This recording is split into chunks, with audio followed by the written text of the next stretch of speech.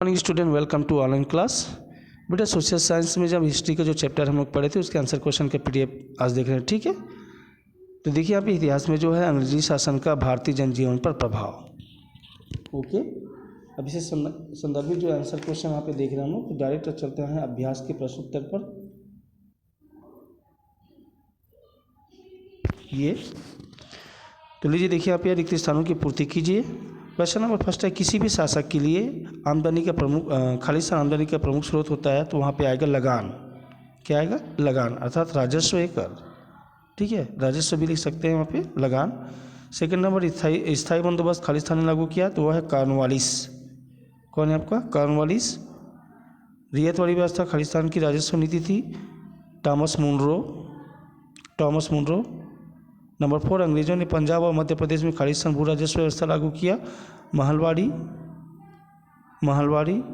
और नंबर 5 जो है, छत्तीसगढ़ में गांव की लगान वसूली हेतु खालिस्तान पद सृजित किया गया था, वह है आपका गौटिया।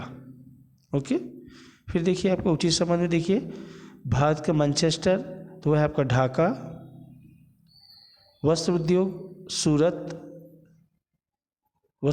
सूरत। जहाज निर्माण मछलीपट्टनम। और 4th नंबर जो है आपका फोर्ट विलियम कॉलेज, वो है आपका कलकत्ता। क्या आएगा? कलकत्ता, ठीक। फिर आंसर क्वेश्चन में चलते हैं यहाँ पे। तो देखिए हमें क्वेश्चन नंबर फर्स्ट दिया है, 1793 में कॉर्नवालिस ने कौन सी नई भूमि व्यवस्था लागू की थी? तो 1793 में कॉर्नवालिस ने स्थायी बंदोबस्त व्यवस्था लागू।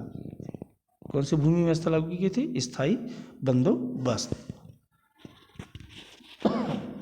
क्वेश्चन नंबर सेकंड है, अंग्रेजी शासन के समय भारत में संचार एवं परिवहन के साधन में क्या क्या परिवर्तन आए? तो अंग्रेजी शासन के समय भारत में संचार एवं परिवर्तन के क्षेत्र में क्रांतिकारी परिवर्तन आए। संचार एवं परिवहन के साधनों के विकास से देश के लोग एक दूसरे के संपर्क में आए एवं एक दूसरे की भावनाओं को समझा, इससे राष्ट्रीयता की भावना बढ़ी।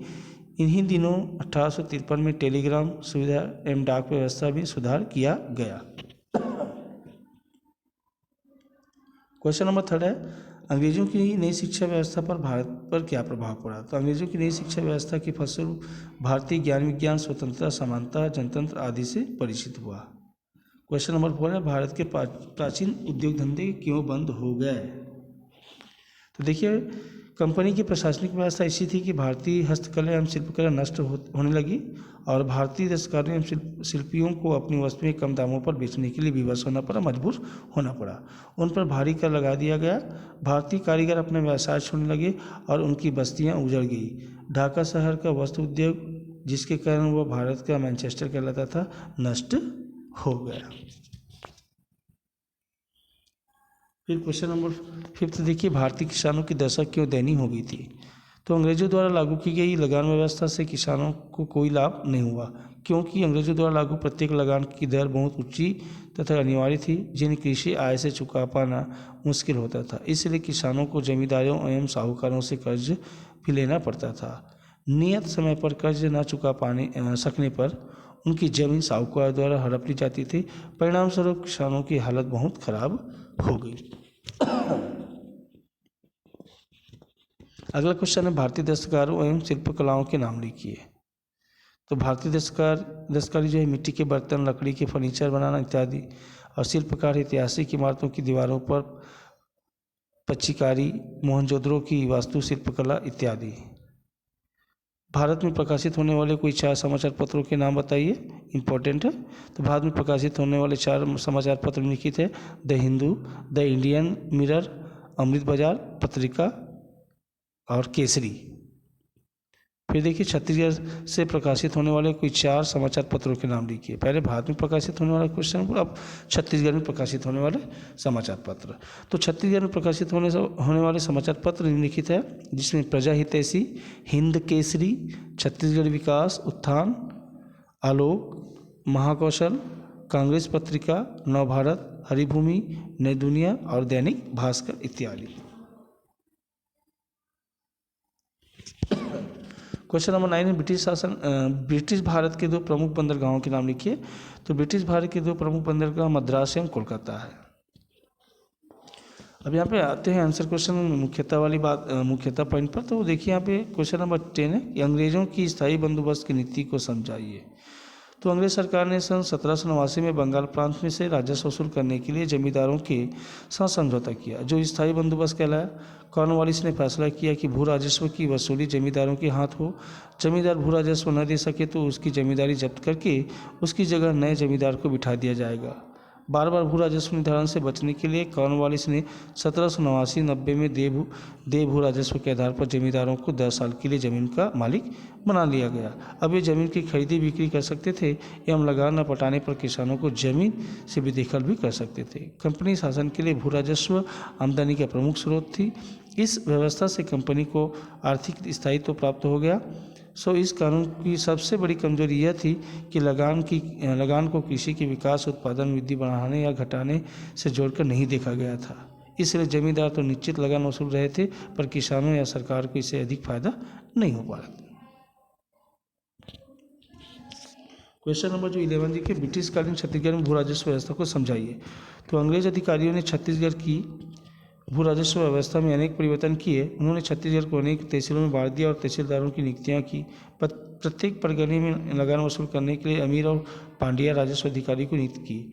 अंग्रेज अधिकारियों ने मराठा प्रशासन के समय प्रचलित पटेल पद को समाप्त कर दिया और उसके स्थान पर गौटिया का पद सृजन किया। उस समय गाँव की गौटिया वर्ष में 3 किस्तों में लगान वसूल किया करते थे। लगान का निर्धारण जमीन के क्षेत्र के आधार पर किया जाता था। गौटिया अपने गांव से लगान वसूल कर सरकारी खजाने में जमा कर देते थे।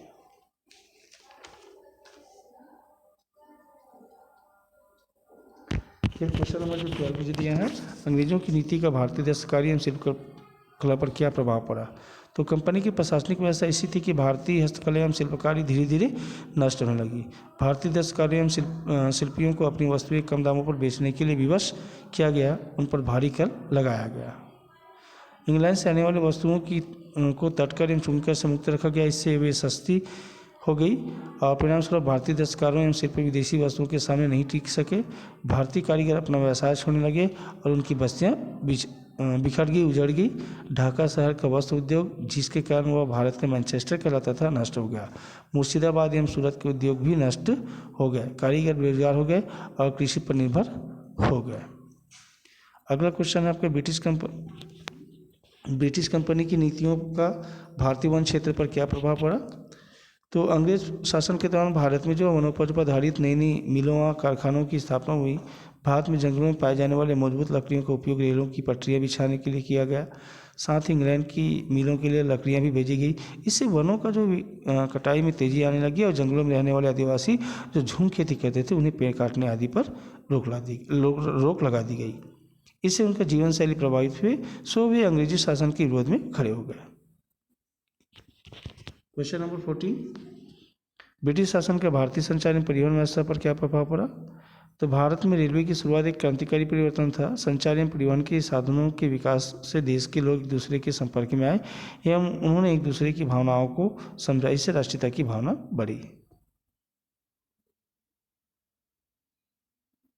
फिर क्वेश्चन नंबर जो है आपका 15, समाचार पत्र पर जनता की अपेक्षाओं को शासन तक किस तरह पहुंचाते थे। तो देखिए यहाँ पे भारत में अंग्रेजी, बांग्ला, हिंदी समाचार पत्र प्रकाशित होने लगी, जिनका जनता पर व्यापक असर होने लगा। समाचार पत्रों पर नियंत्रण स्थापित करने के उद्देश्य से 1878 में भारत के जो तत्कालीन वायसराय लिटन ने वर्नाक्यूलर प्रेस एक्ट पारित किया।